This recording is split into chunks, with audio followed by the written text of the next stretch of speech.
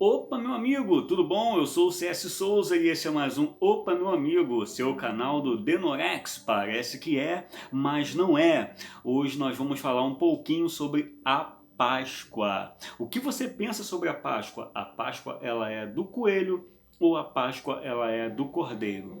Antes de mais nada, convido você a ir até o final do vídeo. Eu vou deixar na descrição o link, você vai clicar no link, vai se inscrever, vai ativar o sininho, vai dar o seu likezinho e eu conto com o seu dedinho. Tá bom? Você pode até fazer seus comentários, tá? Faça seus comentários. Você pode até divergir, sabia? E isso, a sua subjetividade, somada com a minha subjetividade, nos constitui como sujeito. Você sabia disso? Afinal de contas, bem dizia Leonardo Boff, todo ponto de vista é vista por um ponto, tá bom? Então vamos ao que interessa. A Páscoa ela é do coelho ou a Páscoa ela é do cordeiro? O que pensam e como pensam aqueles que acreditam que ela é do coelho? O que pensam e como pensam aqueles que acreditam que ela é do cordeiro? E você? O que é a Páscoa para você? Então vamos partir da premissa de que a Páscoa ela é do coelho. Por que ela é do coelho? Porque é um animal que representa a fertilidade, graças à sua prática reprodutiva. Tá bom, pessoal? A história ela vai se divergir de acordo com a sua cultura, de acordo com o seu povo. A gente vai ver um pouco de distinção nos fatos. Mas uma coisa que é inerente e não muda é que o coelho representa aí a fertilidade. Tá bom, pessoal? Então fica aí essa dica, por isso a adesão, tá? A adesão da Páscoa aí no coelho como símbolo, tá, pessoal?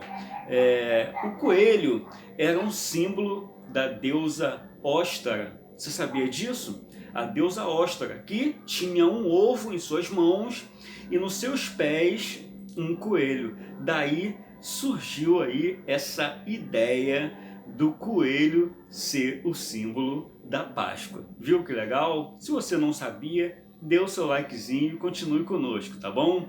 Então, e o ovo, por conseguinte, ganha campo, ganha cenário, partindo aí também dessa ideia, tá bom, pessoal? Então, partindo aqui desse princípio, o ovo ele é o símbolo do renascimento, por isso também ele tem essa adesão aí ao termo Páscoa, né? Ao culto Páscoa, à celebração Páscoa, tá bom? Então a gente percebe que há um símbolo de fertilidade e percebe-se que há um símbolo de renascimento. E essa deusa Ostra, ela é uma deusa da fertilidade, tá bom, pessoal? Então assim, no início da Idade Média, tá? Na Idade Média, o culto a essa deusa, tá? Associava a primavera, tá bom? Então associava a primavera, ou seja, o culto a ela associava a primavera, que associava a ressurreição.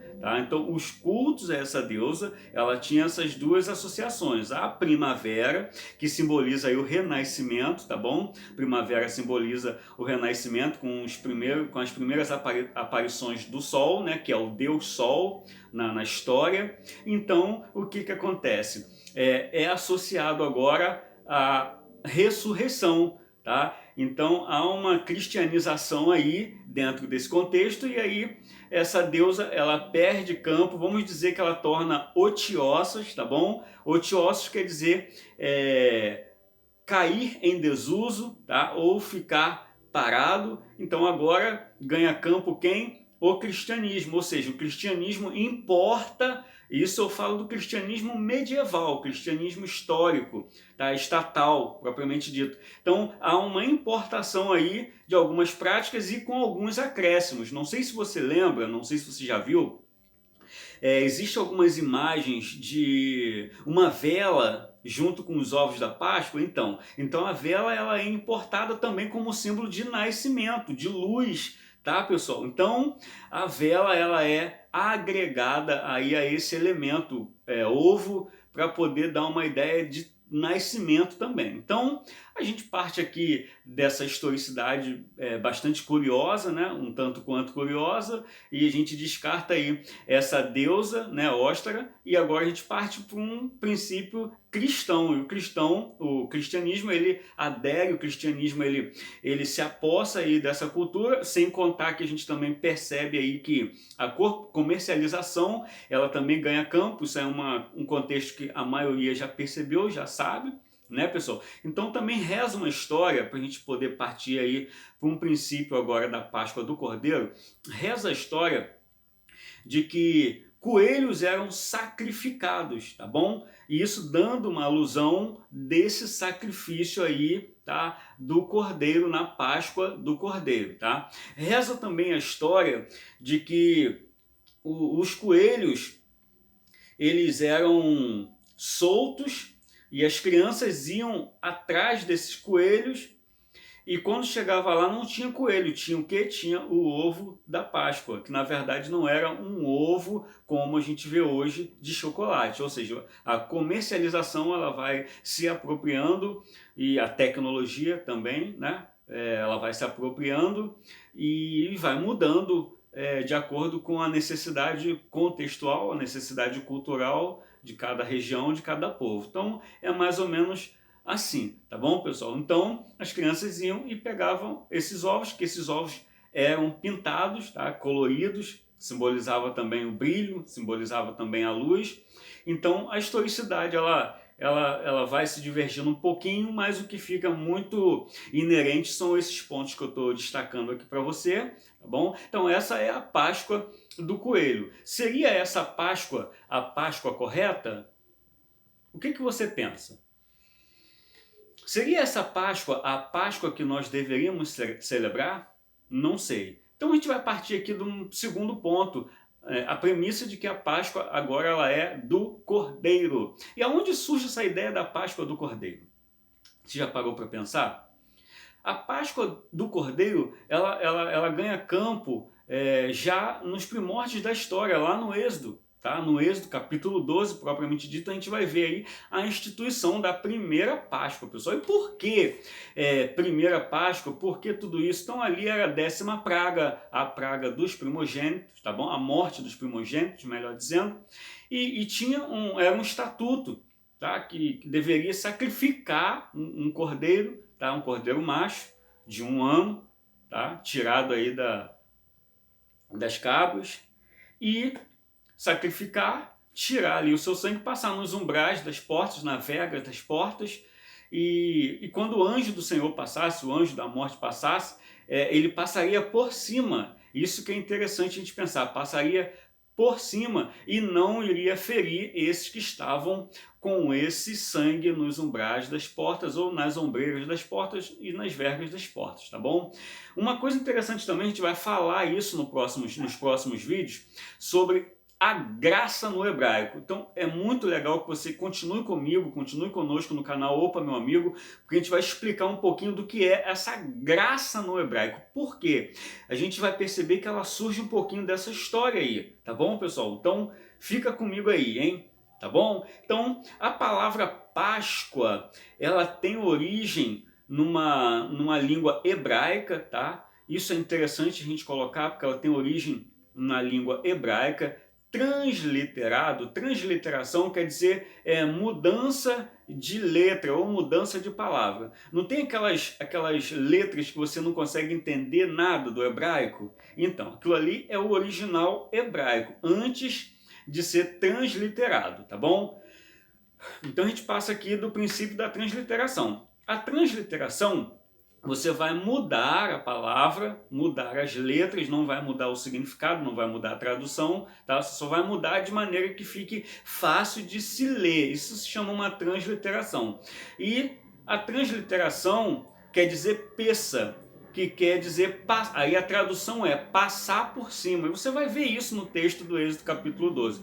Passar por cima ou pular, Tá bom, pessoal? Então isso é interessante porque o que faz toda essa diferença no passar por cima é o sangue do cordeiro, ou seja, é o sacrifício não do coelho, mas o sacrifício do cordeiro. E o que é legal você também pensar comigo aqui, que quando o anjo passa por cima porque reconhece que aonde tem pecado, superabunda a graça. Isso é uma parafrase que a gente está usando aqui, porque a palavra peça, ela quer dizer passagem. Além de pular ou passar por cima, ela também tem o significado de passagem.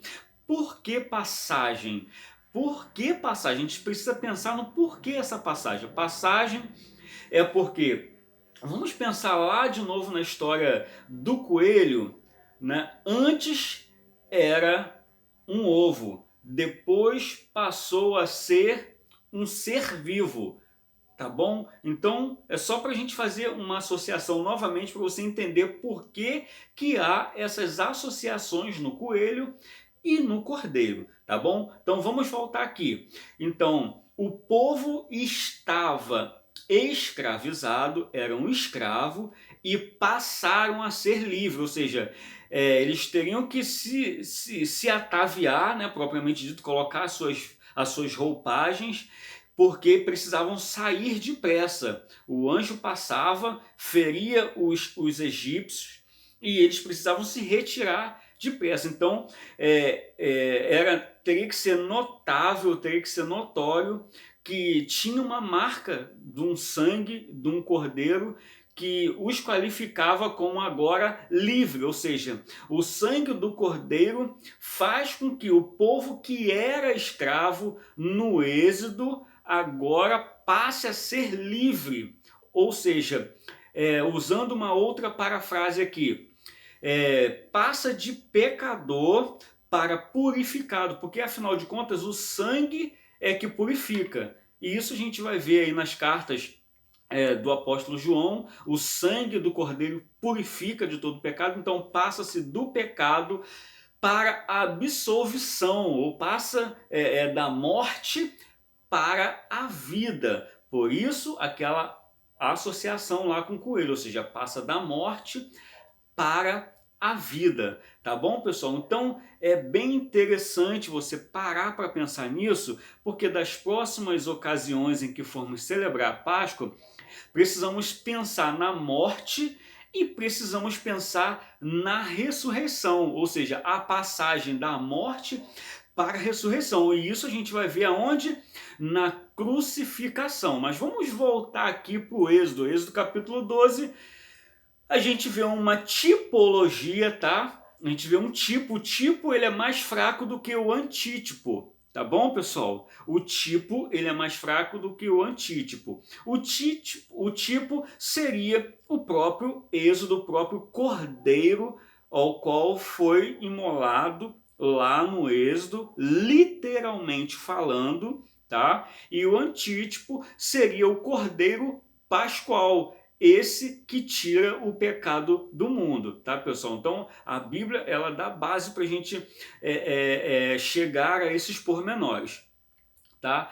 Então vamos lá. O Êxodo capítulo 12 ele trata exatamente dessa literação, sendo que vai apontando para o Êxodo 16, que o Êxodo 16 já traz um novo tipo, que é o maná. O maná, ele simboliza o quê? O próprio pão das nuvens que desceu do céu, que a gente vai ver o quê? Um antítipo lá em João capítulo 6, do 48 em diante, porque o próprio Jesus vai falar, eu sou o pão da vida. Você está entendendo? Então, olha só, o que eu quero que você pegue aqui comigo de uma vez por todas, tá?